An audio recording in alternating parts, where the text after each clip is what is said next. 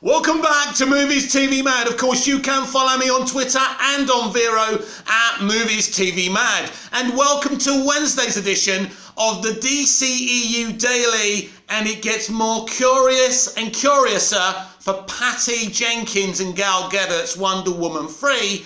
She's had a little bit to say, Gal, about what's going on with Wonder Woman 3. So this is interesting. In a recent interview with In Style, Gadot gave a long-awaited update on Wonder Woman 3. She says that the script is currently in development and that filming will probably start in a year and a half or so. A release window has yet to be confirmed. This was a movie that was green-lit instantly as soon as Wonder Woman 84, the ill-fated Wonder Woman 84, was released in December of 2020. So a year and a half, right? Think about this for a minute. So that's all the way through 2022, and that's summer of 2023. They're looking at filming this film in the summer of 2023, and this means this film will no way be released till 2024. That's insane. That's nuts. What is going on with this movie? I mean, we're not going to see this film till 2024. What's going on? They've been developing it for a while now. Why are they taking so long? It tells me that they want to get rid of Patty Jenkins. This is what I've been saying for a very long time. It's what I've been hoping for a very long time. And when you look at the evidence, when you see that she's been pushed off 2 or 3 movies already, including the Star Wars project Rogue Squadron, it shows from the moment the industry saw what a calamity Wonder Woman 84 was, they decided to get rid of her because, it doesn't make sense. They greenlit this film. They greenlit this movie, as soon as the second movie was literally released. So what's taking so long? It's all very, very suspicious. Now, if you're worried you're not going to see Gal till 2024, don't worry about that. Gal's Wonder Woman will appear, definitely, as we had confirmation the other day. She let it slip out accidentally on purposely, that she will be in the Flash movie. And she's also going to be in Shazam! Fury of the Gods in 2023. So we're going to see her at least twice. We could see her in Aquaman and the Lost Kingdom as well. Very, very exciting, because I love Gal's Wonder Woman and I want to see more of her. But I'm very suspicious about this third outing. Why aren't they going to start shooting till then? These are interesting details and troubling details if you're a Wonder Woman fan. So lots of uncertainties about the movie, but one thing is sure, there is a continuing doubt over Patty Jenkins over at the Walk of Fame at Hollywood. There seems to be a situation here, and I would expect the reason they're talking about it taking so long is that maybe she's giving them a script, they don't like the script, and they're telling her to keep on doing it again. Now, this is what happened with Ava DuVernay's New Gods. She was pitching her ideas, they didn't like her ideas, go back. In the end, they parted company. And this probably is what's going to happen exactly in the same way with Patty Jenkins, because not going into shooting and for a year and a half doesn't make sense. And you could say, well, Gal's got to do this, Gal's got to do this.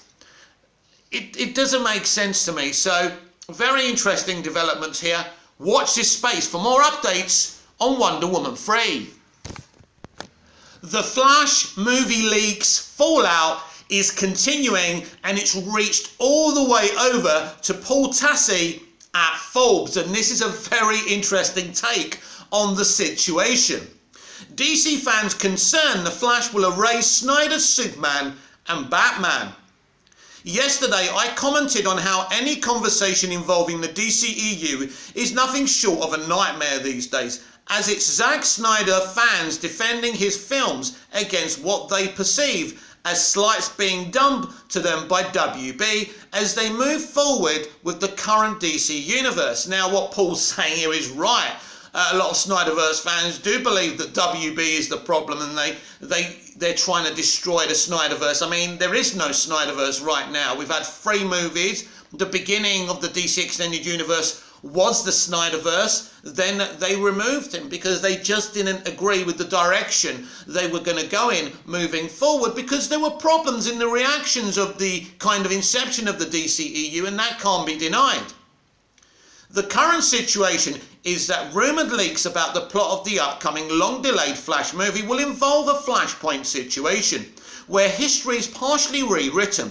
One aspect of that is reported to be potential, spoilers follow if true, Supergirl and Batgirl replacing Superman and Batman respectively as the world's finest in the universe, at least for the time being. And of course, he's posted Grace Randolph's musings on here, which we've already looked into, but we'll look into again because they're laughable. As I've told you, update. The Flash Batfleck's final appearance, old footage of Cavill used on TV. Now, this is interesting actually. Before we go back to what Paul's saying, right? Now look what she says about Cavill. You didn't really take much notice, did you? Old footage of Cavill used on TV. Now, if we go down, new Justice League forms, Supergirl is new Superman, Keaton working, Black Canary picks Batgirl as the new Batman. This is the new DC, let's be open-minded, blah, blah, blah. But it's interesting, all she says is, there's old footage of Cavill on TV. She doesn't say, now this is interesting, she doesn't say, oh, this is all you're going to get from Cavill. She says, in the film, there's old stock footage of Cavill on TV. So actually, Henry could have new scenes in the movie as well as this old stock footage. There could be there could be a TV in the background with old footage of Superman. But it doesn't say anything on here about him not being in the movie. It just says there's old footage. Listen again. Old footage of Cavill used on TV. Now, she of course then goes, Supergirl is the new Superman, blah, blah, blah. But at the end of the day, what she's posted here is actually no evidence that Henry hasn't shot new scenes or is going to shoot new scenes for the Flash movie. So I didn't notice that before. So she's very clever, because when Henry appears in the Flash with new scenes, which he will, by the way, I can tell you that with such certainty, she can say, well, I just said he was going to be on old footage on a television. I didn't tell you he wasn't going to be in the movie. Very, very interesting. If you watch my show, if you watch Movies TV Mad, you will get clarity and analysis on situations you don't get from people who just want clicks and likes. I'm a fan. I'm here to dissect this stuff. I'm not here to take advantage of your love of entertainment. Always remember that. Anyway, we go on with Paul's article. That means a shift from Henry Cavill being Superman and Ben Affleck being Batman in this world to Sasha Calle's Supergirl and Leslie Grace's Batgirl allegedly being appointed as the new Batman replacement by a universe-hopping Michael Keaton reprising his old Burton-era role. That's the rumour anyway.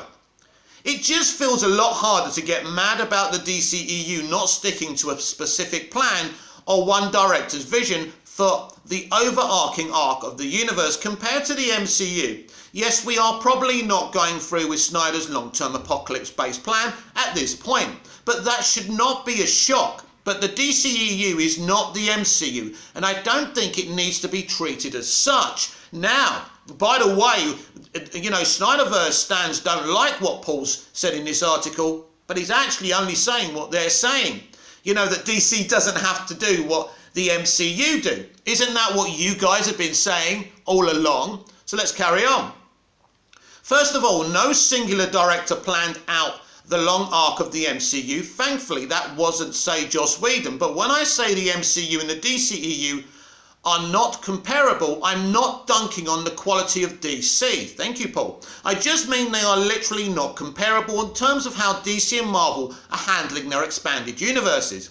At this point in the grand scheme of things, the DCEU is just a small part of DC's larger content plans compared to the MCU being the entirety of Marvel's plans, which allows for somewhat less flexibility in content production. Granted, it works for Marvel, but this current system has worked for DC in many ways too. The next portion of this article, very interesting.